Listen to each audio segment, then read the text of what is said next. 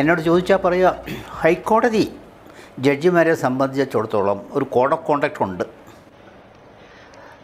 ജഡ്ജിമാരെ സംബന്ധിച്ച് ഒരു code of conduct ഉണ്ട്. ആ കോഡ് ഓഫ് കോണ്ടക്റ്റിന് സുപ്രധാനമായും പറയുന്ന ഒരു കാര്യങ്ങളും കാര്യങ്ങൾ നേരിട്ട്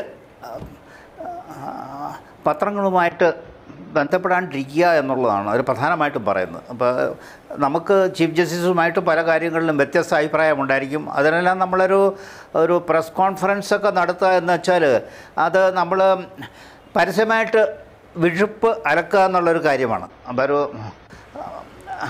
അതൊരിക്കലും അതായത് നമ്മുടെ കോടതിയുടെ വിശ്വാസ്യത തന്നെ ചോദ്യം ചെയ്യുന്ന ഒരവസ്ഥയിലേക്ക് വരും. അത് ഒഴിവാക്കാമായിരുന്ന ഒരു സ്ഥിതിവിശേഷമായിരുന്നു. ജഡ്ജിമാർ തമ്മിൽ തന്നെ ചർച്ച ചെയ്തിട്ട് ഒക്കെ തീരുമാനിക്കേണ്ട ഒരു കാര്യമാണ്. അപ്പോൾ ഇതിപ്പോൾ അങ്ങേയറ്റത്തോളം പോയി. ജഡ്ജിമാർ തന്നെ പ്രസ് കോൺഫറൻസൊക്കെ നടത്തി. അപ്പോൾ കോടതിയിൽ നടക്കുന്ന കാര്യങ്ങൾ, അഭിപ്രായ വ്യത്യാസങ്ങളെല്ലാം പരസ്യമായി. അപ്പോൾ അതേസമയം തന്നെ ഈ ജഡ്ജിമാർ ഉന്നയിച്ചിരിക്കുന്ന പോയിൻറ്റ്സ് അവരൊരു എഴുത്തയച്ചിട്ടുണ്ട് ചീഫ് ജസ്റ്റിസിനെന്ന് പറയുന്നു. അതിൽ എന്താണ് പറഞ്ഞിരിക്കുന്നതെന്ന് എനിക്കറിയില്ല.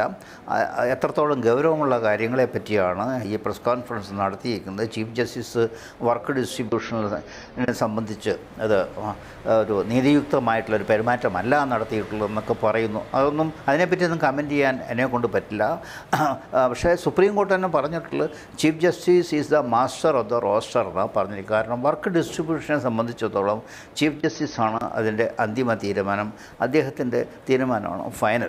അപ്പോൾ അങ്ങനെ വെച്ച് നോക്കുമ്പോൾ ചീഫ് ജസ്റ്റിസിന് വർക്ക് ഡിസ്ട്രിബ്യൂട്ട് ചെയ്യുന്ന കാര്യത്തിൽ ഒരു പവറുണ്ട്, ഫൈനൽ പവറുണ്ട്. അതാർക്കും ചോദ്യം ചെയ്യാൻ പറ്റില്ല. പക്ഷേ ആ പവർ വളരെ റീസണബിളായിട്ട് ഉപയോഗിക്കേണ്ട ഒരു പവറാണ്. അതിൽ തന്നിഷ്ടം പോലെ പ്രവർത്തിക്കാൻ പറ്റില്ല. അങ്ങനെ വല്ലതും സംഭവിച്ചിട്ടുണ്ടോ എന്ന് എനിക്ക് പറയാൻ പറ്റില്ല.